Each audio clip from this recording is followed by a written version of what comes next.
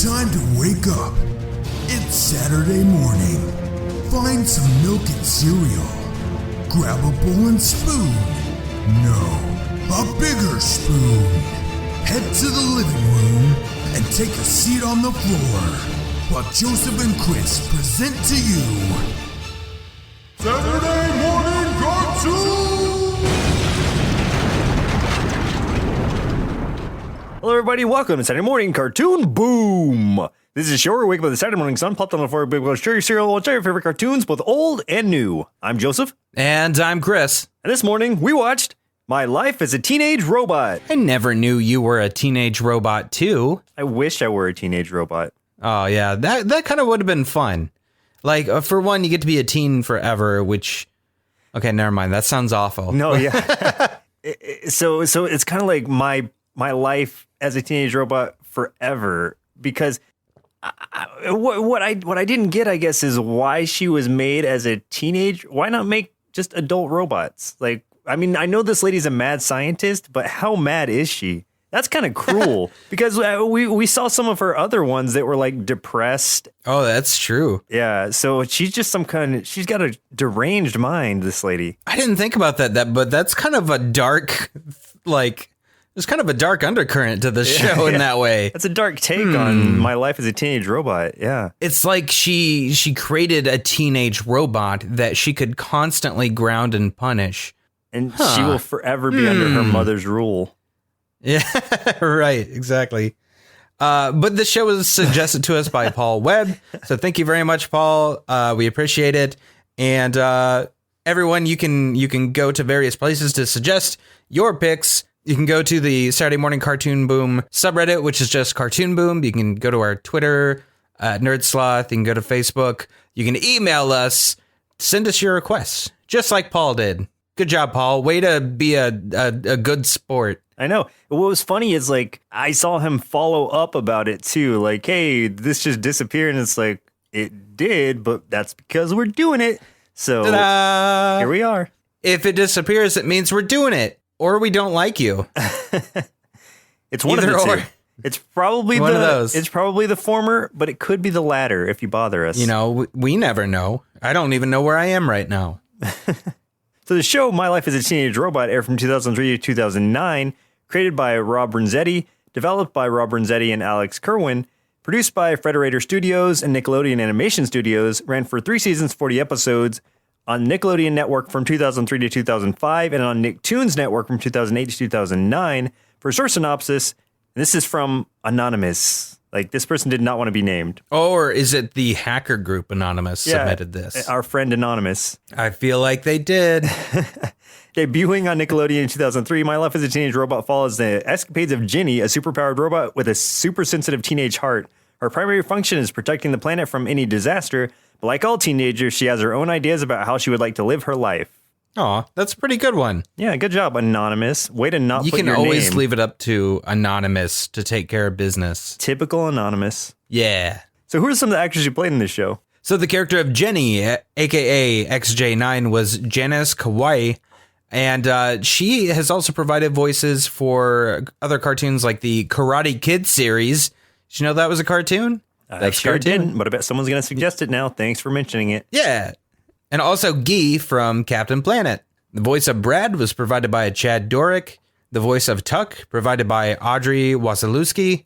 And the voice of Mrs. Wakeman, the mad scientist we mentioned earlier, was voiced by Candy Milo, who has had a very extensive voice acting career. She was the voice of Ann Gora on SWAT Cat's Radical Squadron. She was Dexter on Dexter's Laboratory after taking over the role from Christy Cavanaugh. And she was also the voice of Irma Lair from Witch. And that's her cast. Nice. For a few tasty marshmallows out of our big bowl of teenage robot cereal, which sounds kind of weird. Mesmer's, the soda fountain that appears in several episodes, is named after Otto Mesmer, creator of Felix the Cat. And the entrance is shaped like the face of a black cat. I don't know that we saw this soda fountain, but we might have. It could have been a very background thing. I don't remember seeing it, but there's a lot of homages to the Felix the Cat sort of style. I don't think that's necessarily a Felix the Cat only thing. I think it's an old cartoon kind of thing, but like I can definitely see that influence. Yeah. In the episode where Ginny goes back to preschool, she tells Brad she was only born 5 years ago from their time. And Brad then begins to list a number of events that all happened at that time. One of those was Super Bowl 100. So given that 2004 was Super Bowl 38, and in the show, 5 years had passed since Super Bowl 100, this would make the show take place in 2071. Oh, wow. Okay. Yeah. So well, this I wouldn't have thought of that. I just would have assumed it was, whatever current time period. I know. I was just thinking like present day at that time, but like I guess it makes sense this is in the future because there's all these robots and stuff. So, but I don't think it's ever explicitly mentioned in the show. I think it's just kind of derived from literally this Super Bowl thing. That's kind of cool in that they're like, the show will never be outdated now because we put it so far in the future. But like once like it's like 2075, people are going to be like, ugh, this is so outdated. And joke's going to be on them. Yeah, take that. My Life as a Teenage Robot. Yeah, take that name that's longer than I want to pronounce right now. Rob Renzetti moved from Cartoon Network to Nickelodeon to develop his own ideas as part of Fred Siebert's and Frederator Studios' Oh Yeah Cartoons. At Nickelodeon, he developed a pilot called My Neighbor Was a Teenage Robot, which was the basis for the series. After brief stints working on Family Guy, The Powerpuff Girls, and Samurai Jack, Renzetti returned to Nickelodeon to start the Teenage Robot series. So this was one of those Oh Yeah Cartoons and spawned off of that kind of pilot, which we didn't see because we weren't really aware that that was the case. But knowing that, it's something you could go back to. But I looked at some of the art, and it's definitely a downgrade, as some pilots tend to be. I did like the art in this show, though. It's very stylized, but it fits really well. Yeah, I like the art a lot too. It kind of reminds me of like an Astro Boy meets Powerpuff Girls art vibe to it. Yeah. So I like that. And I was thinking just the story in general is kind of like an Astro Boy meets Pinocchio type thing. So yeah. So Astro Boy is kind of the common factor here. So had you ever heard of this show before? I think I have. Like the name sounded familiar, but I had nothing that I really knew about it. But then once we did get this, I got a lot of positive feedback from people just excited that we were going to do this one. So it's very well liked from what I can tell. That's funny. Like I had never heard of it. I don't think. I mean, maybe in passing at some point, but it came out the year we graduated high school. So maybe that was just a transition to where I wasn't watching as many cartoons. And so it just kind of went under my radar. Yeah, you should have just kept watching cartoons instead of going to college. I mean, what kind of person does that? No, that's absolutely true. I wasted my time there, so I could have wasted it much better watching cartoons. Exactly. And I mean, I went to art school specifically so I didn't have to pay attention. I should have been watching cartoons and I dropped the ball. I know. We both failed. I'm sorry, cartoons. We failed. But we're back. We're so sorry.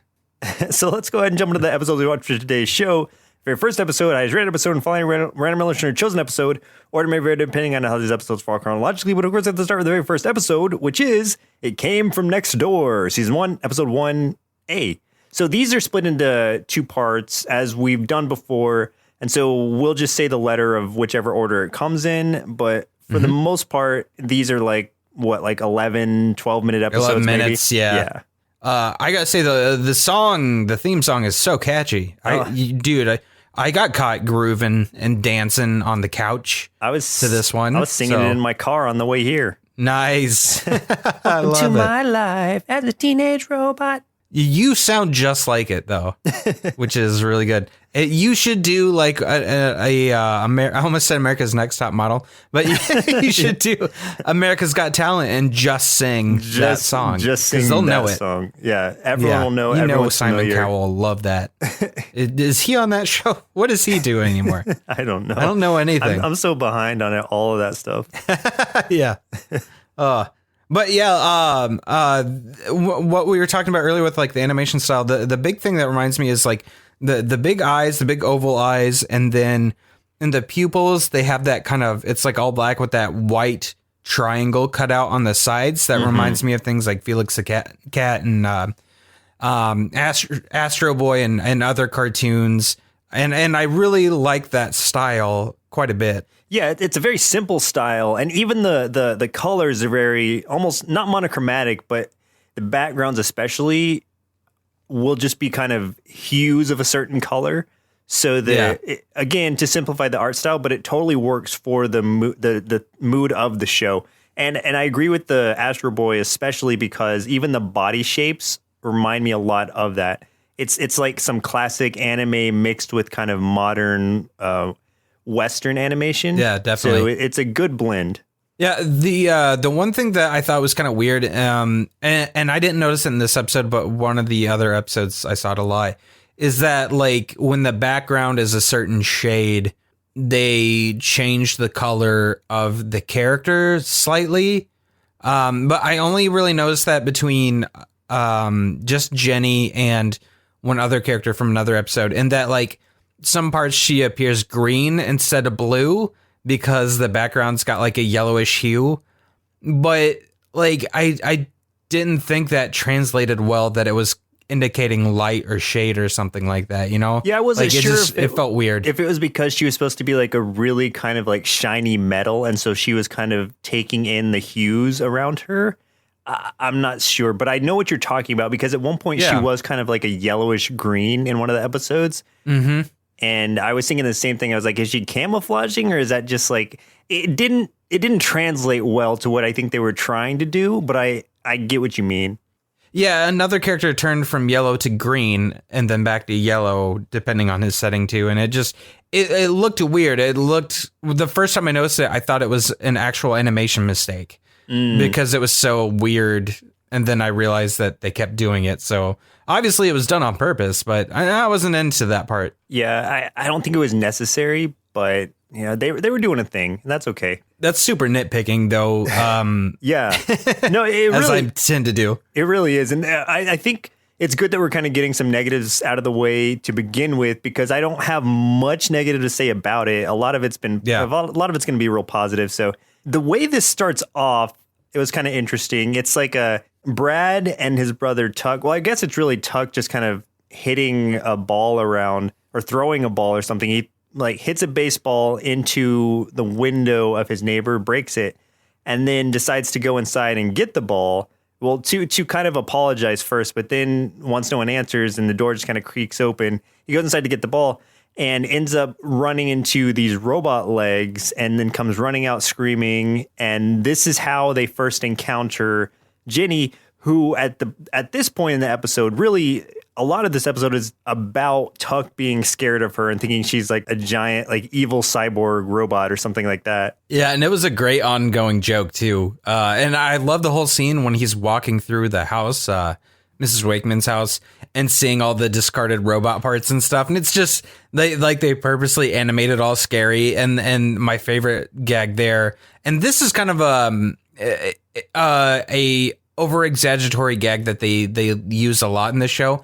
There's one part where he gets to like he's seeing all these creepy looking things. Then he gets to a scene where it's a very nice, pristine like table setting with a turkey and food, and it looks really nice. And then it quickly pans to the side, and there's just like just crap everywhere, and it looks even scarier than everything else. Yeah, and just like I love those kind of gags. Like it was good. Yeah, this show is pretty much full of that too. Like it had things you have to think about, and then things that are just complete visual gags. Right.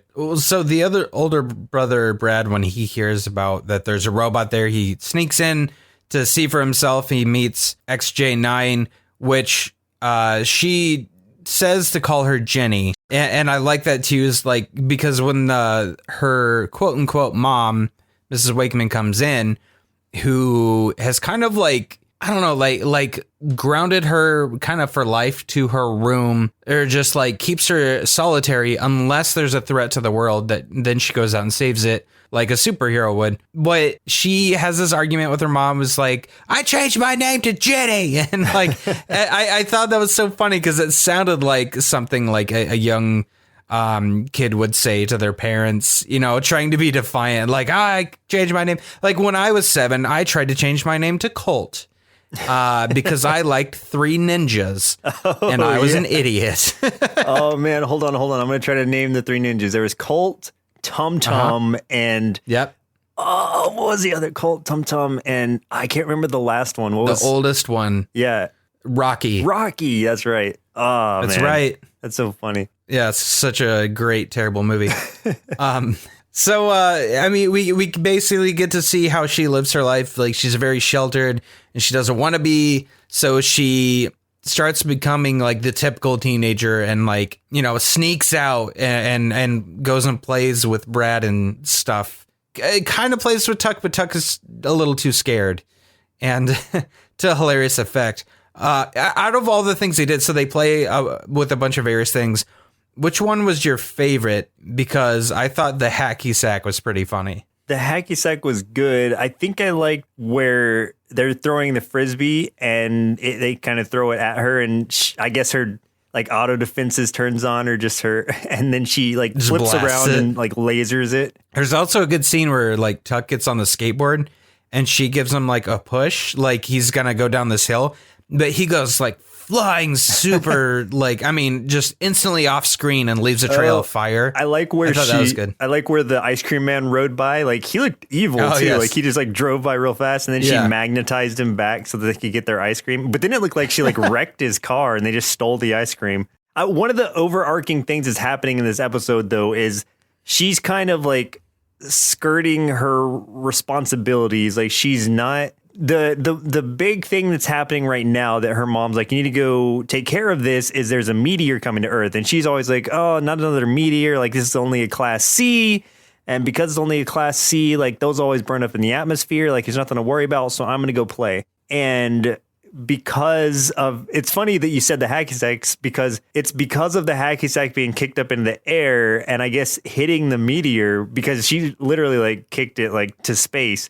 It added just enough to the mass of the meteor to make it a class D.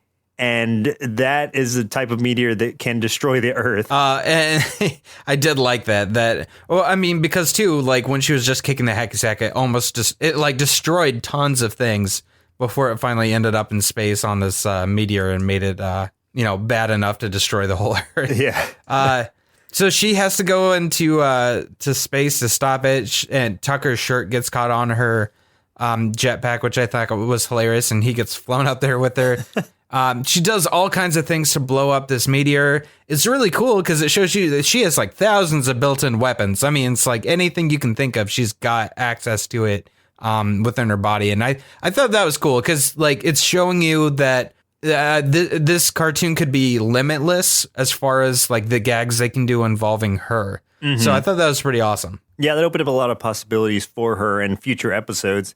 And it's great because since Tuck is stuck on her back somewhere, like as she's doing all this and flying in space, she comes down and he's like burnt, or like he like almost burnt up in the atmosphere. Crispy. Yeah, in the way that, cartoons do. Like, he's not dead or anything, but he's just like super like, crispy. And his Brad is like, you barbecued my brother. And then instead of, still being scared, like it's because of witnessing this in person, like what she did, that Tuck is now like, Jenny's so cool. Now, this being the first episode, this sets into motion that these, Brad and Tuck are now her friends, like they're her allies, and she could use friends because she's been cooped up in the house for so long. So this is a great way for her to finally branch out and see the world and kind of experience it through their eyes as well. Exactly. So it was the beginning of a great show, or is it? The second episode we watched for today's show was Speak No Evil, Season 1, Episode 5B, and this was chosen by Paul, and I'm glad he chose this one because it was a lot of fun. There was a line in this, and it's a little bit later, so I'll tell you when we get there, but it made me laugh more than anything else in the show, and I had to rewind it so that I could listen to it again and laugh again.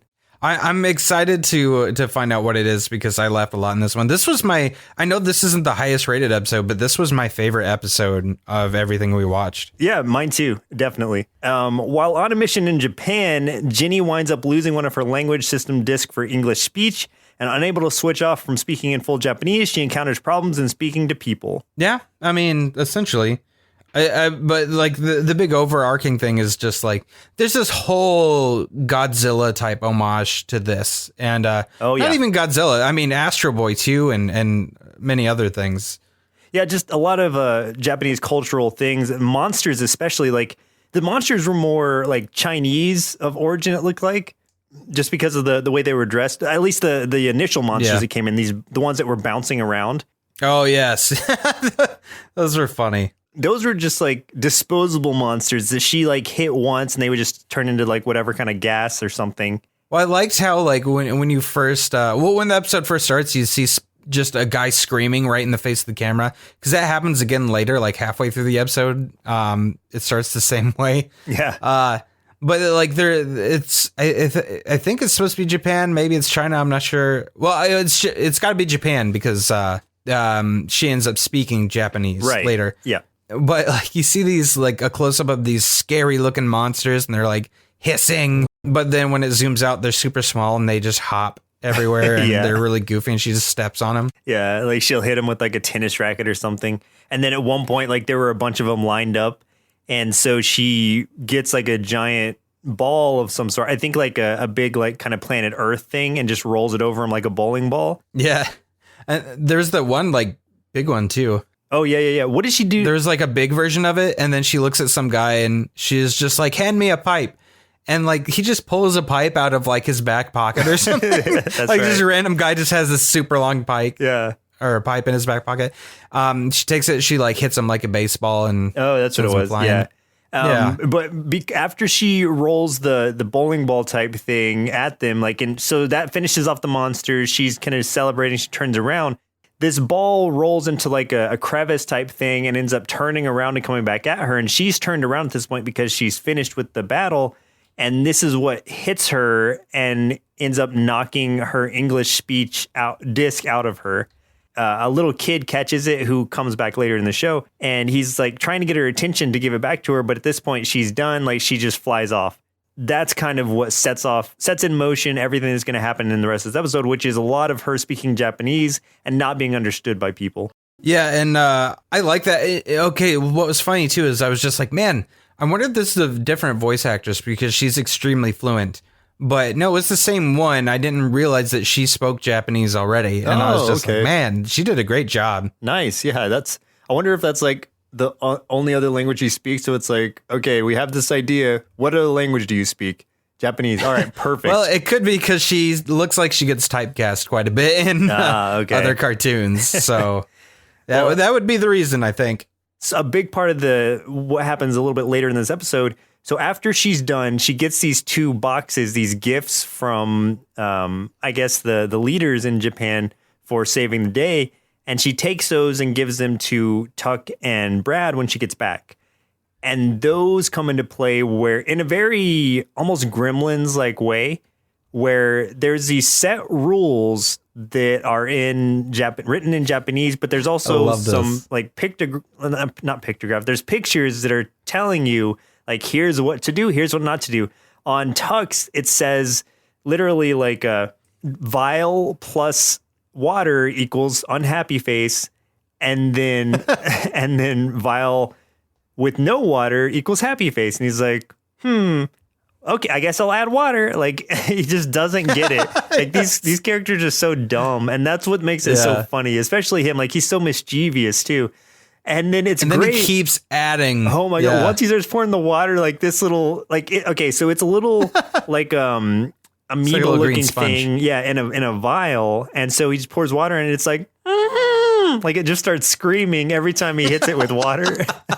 But he's like, cool. And he just keeps doing it. And then it turns into like this like sponge monster thing. And he's like, you want some more water? And it's basically like, no. And he just does it again.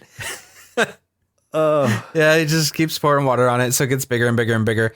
In the meantime, there's like this big fire going on, and Jenny's trying to put it out. The problem, however, is that as this monster had grown, he got so big that I don't remember what it was exactly. Something knocked over the emergency water supply of the town, which dumped on the monster and made him giant. Oh yeah. But also cut off any water from the city.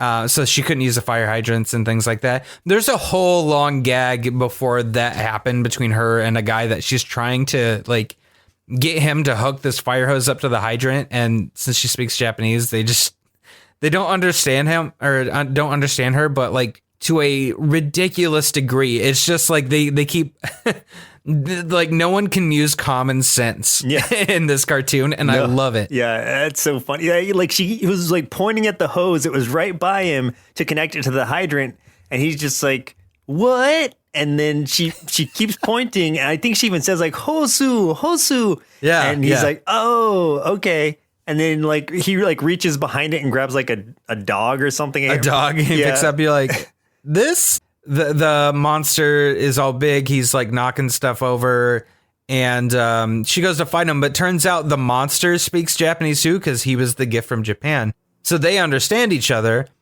And I love how this ends. And I'm guessing this is the line that you liked that made you laugh out loud, because it made me laugh out too. Yeah. The when the guy's like translating for Tuck and Brad. Yes. So he says, he speaks of evil child who kept filling him with water no matter how hard he screamed. And that, and that was just so funny. God. Yeah, I was laughing so hard at that. I loved it so much. But it worked out because it was a big sponge monster. She just flew over the city and wrung him out, and all the water covered the fire. And then she gave the little green sponge guy, now that he's small again, to these Japanese people. Well, they were visiting this town from Japan, and that child from Japan that originally found her English translation disc had it with them and was there, and just gave it back to her right there. So yeah, that it was a great episode. There was so many laughs, and there was so many more things that we didn't talk about in this episode too. But it's like one of those, like, if you watch any episode, like, this is a good one to watch. Yeah, and literally it's 11 minutes, and we still didn't talk about all the funny things that happen in it. So you can only imagine how much they fit in. There was a hilarious game of charades. There's a stinger at the end where Brad tries, he's opening his gift too, which is the same, except it's instead of water, it's sunlight. So it's like, don't expose it to sunlight. So he's like, well, I guess I'll just sit it out here in the sun. And then he walks away and you see the sunlight hit it, and it does that little like scream again. And then the episode closes out, and I was like, oh, that's perfect. That's hilarious. So good. That makes me want like I'm sure it doesn't exist, but I would love to see a sequel to that. But yeah, I feel like most of these episodes, aside from the episode that introduces the characters together, I feel like there's probably not a lot of continuity. Yeah, I'm not sure. Like none of it seemed necessary to have seen something previously to understand. Exactly. Yeah. So the last episode we watched for today's show was Samurai Vac, and also Turncoats, because, and this was season 3, episode 13A and B, because we didn't know which one was the highest rated. This was just the highest rated episode in general, so we just decided to watch them both since they were short. Yeah, that's the thing we did. It is. We did that thing. In the first one, Samurai Vac, Ginny unwittingly dishonors a Japanese vacuum robot while on a mission to Tokyo, and she must restore the robot's honor. I love this episode. I mean, that other one was my favorite, but this was a close second for me because I just love Samurai Vac. Like, he's so funny. He's great, yeah. He's so, like, small and pathetic that I love it. I love that his katana is like the hose, not the hose, but the attachment. Just the attachment. Yeah. Yeah. So, he's this little vacuum cleaner that wants to be a real samurai and wants to defeat monsters. But, I mean, he's just a vacuum cleaner. And there's a bunch of, like, kaiju stuff going on in this episode, too. There's this giant monster called, like, Chimelagon, which is, like, it's a chimera, but it's mixed with all kinds of different... I can't even remember off the top of my head. I know it's, like, a bird and a lion and maybe a snake's in there. No, I know its tail is a snake. There's different things. Yep. And so it's just a mixture of a bunch of different stuff. And it's this big monster. She's fighting it. Jenny's fighting it. Yeah, Jenny's fighting it, and the robot vacuum tries to come and help too. He gets upset eventually after Jenny kind of boots it into the ocean, and according to him, that steals his honor because it was his job to take care of this. I do like how he was just like, they kept doing these gags where he's just like, saying things like she's taken my honor, and then like you see a kid or like the mayor of this town or whatever like run past him and give her like a medal of honor and like all kinds of like it kept happening. Yeah, and I just thought that was great. Another quick joke that I liked was towards the very beginning when that monster was attacking, and one of the heads breathed fire, and it hit this billboard that showed a billboard of like a live chicken, and then after the fire hit it, it was a billboard of like a roasted chicken. A roasted chicken. I just there's a lot of gags like that in this show, and I thought that was a really good one. Yeah, that was one of those good visual gags. Yes. So the samurai feels like he's failed his people, and so now he has to become a ronin, kind of like a warrior for hire. Then travels to the west to confront Ginny so that he can demand trial by combat. And when she denies him that, he's like, "You dishonor me, robot girl. You dishonor me. You dishonor me." Yeah. So eventually, like, Ginny figures out what's going on, and then she tries to help him, and it just keeps making everything worse. Oh, yeah. Especially when she makes this like robot monster shows up at one part. Yeah, it's like a giant like there's rooster a crowd robot. Yeah. There's a crowd watching, and the samurai bot's trying to defeat it. And he does it with very little effort. But then it's revealed that Jenny was inside it, and she like winks at him. Like, she was trying to make it look like he did it, but everyone saw Jenny was in it because she was not subtle at all. And so they're just like, "Oh, he's a fraud." Boo. Yeah. The townspeople are so great in this episode. They're laughing at him constantly. Like, and there's so many gags at his expense in that manner that they made this episode so good. It gets to the point where Ginny is kind of taken out by one of the giant monsters, like the Chimelegon, and then his partner, I guess, the other one. No, it was his dad. Oh, his dad. That's what it was. He shows up, and he's already big, and then he's like, "That's him, Dad," or like, "That's her, Dad. That's the one that attacked me." And it's like one that's like 5 times bigger than him. Yeah. Oh, God. I love it. So they kind of like take her out a bit, or at least knock her to the side. And so Samurai Vet comes in and turns into his literal vacuum form and just kind of tickles the thing. And so when it's distracted laughing, uses its snake tail that breathes fire to burn it. And because it has now dishonored this creature, it runs off and the sun follows. And then the vacuum is now the hero. And they rename it Vacuusadden. Yeah. I loved it. It was so such a good. That one. was such a good episode. In the second part of this episode, in part B, which was Turncoats, at the Invention Convention, Professor Wakeman's latest robot goes haywire. Soon after, all the previous XJ robot models begin to attack as well. It's up to Ginny and her mother to find out why. So I don't know. I have a sneaking suspicion this might be what was the highest rated one, just because of all the characters that you see, because you get to see like all of the other XJs, and I'm assuming that over the course of the series, you've seen each of them at least once or twice before. I feel like this being the last part, and you get to see them all again, that maybe that this is what was rated highest. But honestly, this part was probably my least favorite out of the 4 that we watched. I agree with you on both accounts. I think, it's probably maybe if we had some experience with these robots in the past, there would have been some kind of like, it would have been cool to see them coming back. But because we're jumping into this fresh, like none of it really meant much to me. And it wasn't as purely entertaining as the rest were. Yeah. And like, I mean, so the basic story is that the mom or Mrs. Wakeman, whatever, the scientist lady goes to this, convention, the Invention Convention, to show off her latest gadget. It turns on her and attacks, and basically everything that she's invented at some point starts attacking her. So it's starting with like XJ1. Was it XJ1 that attacked first, I think, after the convention? I think it was XJ4. Oh, no, XJ4 came like second or third with all the cleaning supplies stuff. Oh, okay, that's what it was, yeah. Yeah. XJ4 was my favorite, though, because she was just attacking using cleaning supplies and was like super threatening. XJ7 was hilarious to me because she was the really yes, the self-esteem. She had really low self-esteem. XJ7. I can't even be evil in a convincing way. Yeah, she had such low self-esteem that instead of destroying mom like she wanted to, she was just like, I might as well just self-destruct instead. And she does, but she lives through it, and then she gets even more sad. She can't even She's like, I can't even do that right. Yeah. Well, it turns out that this guy that I thought was gonna have been like a returning character, but like Mrs. Wakeman's like, who are you?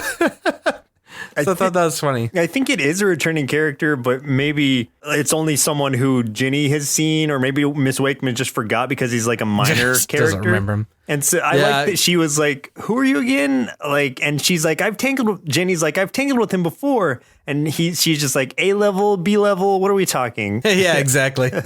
Yeah, he's got this remote and he's controlling all the inventions. And like after the one at the convention, XJ's one all the way up the line. He's been controlling one after the other. And it finally gets to XJ9, which is Jenny, who's trying her hardest to fight it.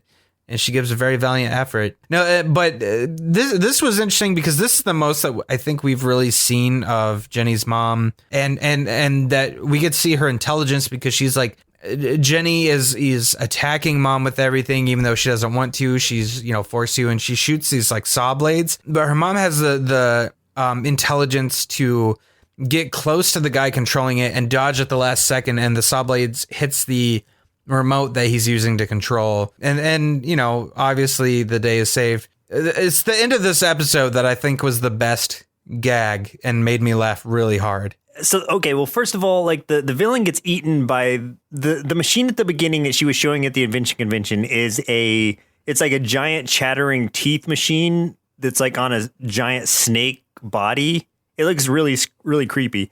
But it's used to dispose of trash. After the enemy's defeated, he's like, you've reduced my invention to garbage. And so because this thing's job is to dispose of garbage, it eats the professor, or it eats the villain. Yes. When Miss Wakeman is rebuilding everything and saying that like everything's going to be back to normal, she's just kind of standing there. And then this tiger just comes out and like eats her. And while she's inside of its body, she's like, Jenny, did you forget to feed the tiger? That was definitely the best part of that episode. There were some good gags in the episode. It wasn't the strongest at all, but it wasn't a bad episode. It didn't stand up to the rest of them. Yeah, no, it definitely wasn't bad. Well, Chris, it looks like it's about time we instruct our inner kids to hit baseballs through their neighbors' windows until they find their house hiding secret robot girls, then find out what they thought of my life as a teenage robot. This cartoon was super cool because it was all about a robot girl, which I know is a robot, but I kind of like her and want her to be my girlfriend. So now I'm very confused about my preferences. But yeah, she was so awesome and beating up monsters and rocks and other robots, but it was really funny. So I gave this show 5 bowls of inflatable green monsters out of 5. Being neither a teenager nor a robot, I wasn't sure how much I'd really be able to connect with this show. Fortunately, it ended up being fairly approachable, mixing a healthy amount of action and comedy in with an expected amount of teenage drama. The stylized art and the color palettes were very simplified, but they worked well for the show, as did the short, digestible episodes. Overall, I'd give My Life as a Teenage Robot 4.5 big bowls of giant Sponge Monster cereal out of 5, and I highly recommend it. And now I have an excuse not to wash the dishes next time my mom asks me to do my chores. It's either don't wash the dishes or risk destroying the city. Make your choice, Mom. Yeah, I use that same excuse, and that's why I've never washed any dish that I own. That explains why there's so much in your sink. Yeah, it's pretty gross in there right now. I mean, with that said, do you have any final thoughts on this before we go? Yeah, I really enjoyed the show more than I thought I would. Like, even when I first saw it, I wasn't too hip on the art, but the more I watched it, the more it felt kind of natural for the way the show was going.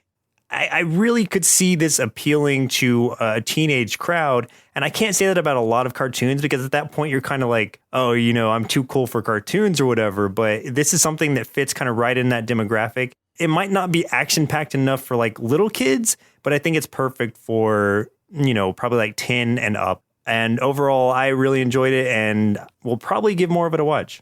Yeah, I expected this to be pretty good based on all the hype that we received from people that found out that we were doing this one.